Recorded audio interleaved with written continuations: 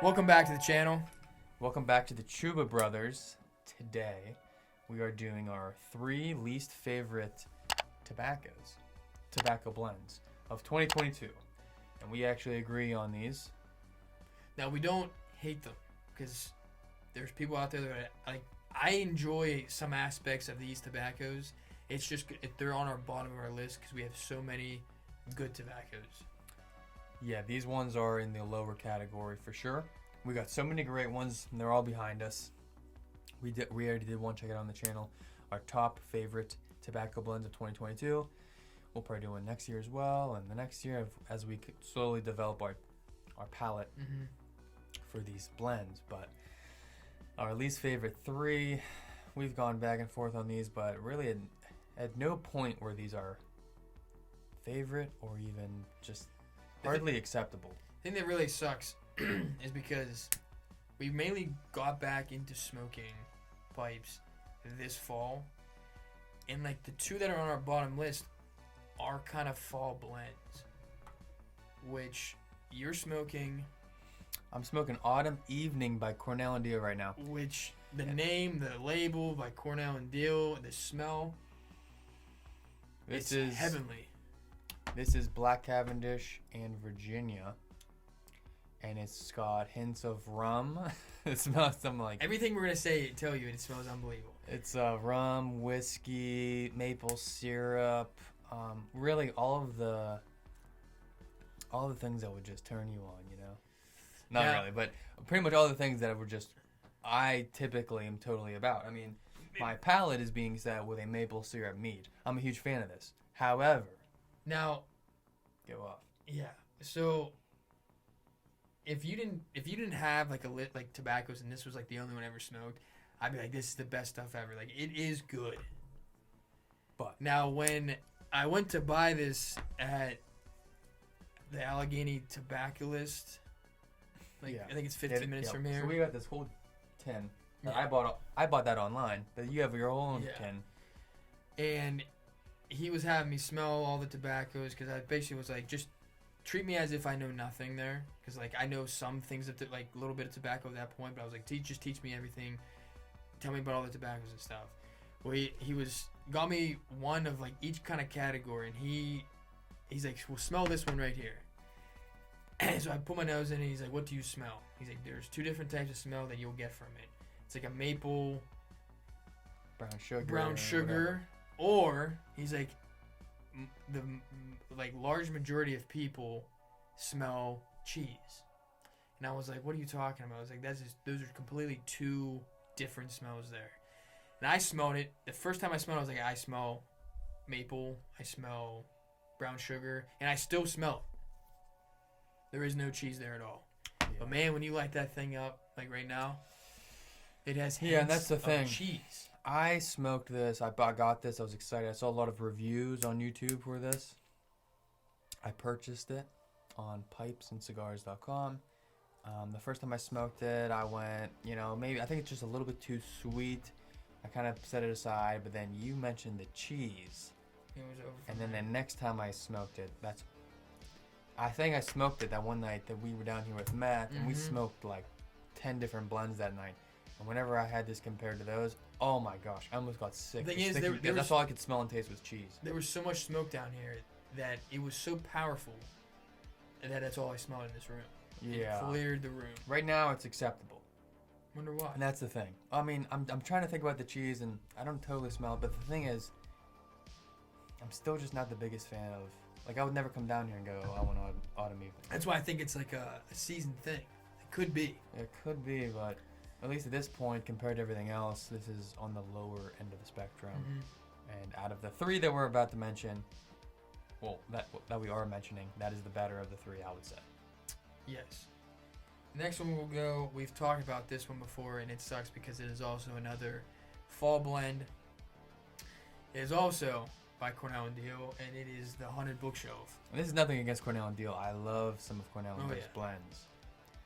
I was smoking Cornell and Deal for quite a few days, quite a few weeks. Oh, at least a couple weeks. Every morning with my Autumn Blend black coffee. Yeah. You smoke Which one?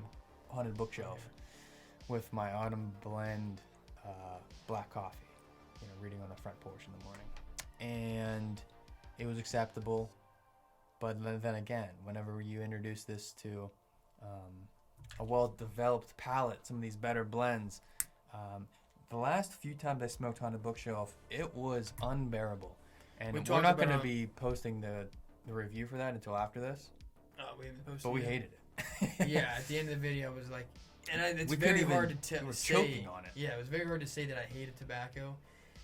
But if you like that harshness, which comes from mainly the burley, it has some perique, which at least I remember learning it was like perique is what brings the harshness in a lot of things. But man, if you have a strong burley, it overpowers everything. Yeah. And that is very strong and burley. Hell of a throat hit, and it just, my tongue, there was nothing left in my tongue. Yeah. So even drinking and stuff. That's one that I will never be buying again. I will. Yeah. We have so much autumn evening. I will never buy that again. Oh yeah. Yeah. We have plenty. And then our third. The third one is which I'm smoking. Who's it by? Not exactly a label or anything. Yeah. All right, I'm about to butcher this. Galwith, Hogarth, or Hoggard, and Sons or in Company. No. It's Galwith and Hogarth. Yeah. And Company. Is it? No, there's definitely not. There's not two ands. I don't know where the ands are. I don't think it's Company. No, I forget that. It's one. It's Galwith. Well, we'll go with that. And Hoggard. But it is the American Cherry Vanilla. It has a low rating on tobacco reviews. You smell it. It's black Cavendish. Which it's funny because right before this, I was like, I would be surprised if I can find a black Cavendish that I do not like. And ding, ding, ding. Yeah. And have a winner. Within the hour, we came up with it, and we didn't even know it was just straight black Cavendish. Because one of our favorites is Black Arrow, which is pure black Cavendish, which is my second favorite of all the tobaccos here. My problem with this is you get the artificial. Oh, you can smell taste. The artificial and the taste, which I am smoking right now. Clearly, whenever there's cherry involved, Cult. If you go see our video on our top favorite tobaccos of 2022, Cult Blood Red Moon is one of my top 3. Who's it by? Cult. It's by Cult. Oh. So it's called Blood Red Moon, and obviously it'd be difficult to get cherry in there without any sort of artificial flavoring. But you don't taste it in that. This, you almost know. Like, it's like whenever you're eating a food or a fruit flavored something, and you're like, oh, this is just like artificial high fructose corn syrup flavoring. Same with energy drinks. That's almost the same with this. You know. And that's why this is like a 2.1 on tobacco reviews out of 4 or something like that. Like, it's not good. We have too many good cherries. We have very cherry. We have, like I said, the Cult. And at this point, I don't even know if I want to experiment with any more cherries because Cult Blood Red Moon is so good. I think it's interesting about this is that Black Cavendish doesn't really have like a throat hit. I almost want to call it a tongue hit where it's like your tongue's being destroyed. So the only thing I can say is that it must be the artificial doing that because I actually feel it on my tongue and Black Cavendishes do not do that. Yeah. So I'm not getting too much cheese right now, and that's the thing. It depends on your palate. Right now, like I said, I'm drinking a maple syrup blend, or not blend, a mead, and maybe they're complimenting each other a little bit, but still, it's never a tobacco that I'm coming down here and thinking, oh, I'm gonna smoke that autumn evening. No, that is like sadly one of the worst, and some honorable, or rather dishonorable mentions. Nutty Irishman ain't that good. Yeah, I mean, that one's by That's Cornell another. Deal. Yeah, that's really. Yeah. That is, and also it gives off a little bit of artificial flavor. Yeah, of the nuts. It would be bottom 5, I would say. Well, again, we have been going off. The tobacco we've been buying is generally some of the top. Oh yeah. Rated. We go to the YouTube channels of the top favorite blends, and so we go to there. We also go to smoking reviews, pipe smoking reviews.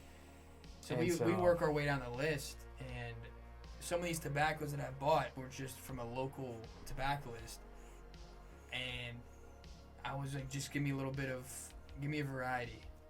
Yeah, so we got too many good ones, and it should say something about our palate because Autumn Evening is generally very well rated, very well spoken of on the internet, and the fact this is one of our least favorite blends should say something about the palate that we've developed.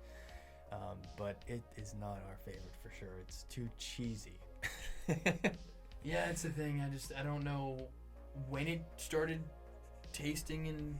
Well, the moment you brought it up, and then after we smoked so many good ones, and then I tried. Yeah, like, so it must be the development of the palate or something. We have a lot of it, so come on over if you want to try. Yeah, if you want any of it. No, because we have like what, many. This is 2 ounces. This is full. 2 more. We have at least 2 in that one. Mm-hmm. But yeah, let us know your least favorite blends of 2022, or just in general in the comments. Follow us on Instagram at the Chuba Brothers. Like, comment, subscribe to the channel. We'll catch you next time. Peace.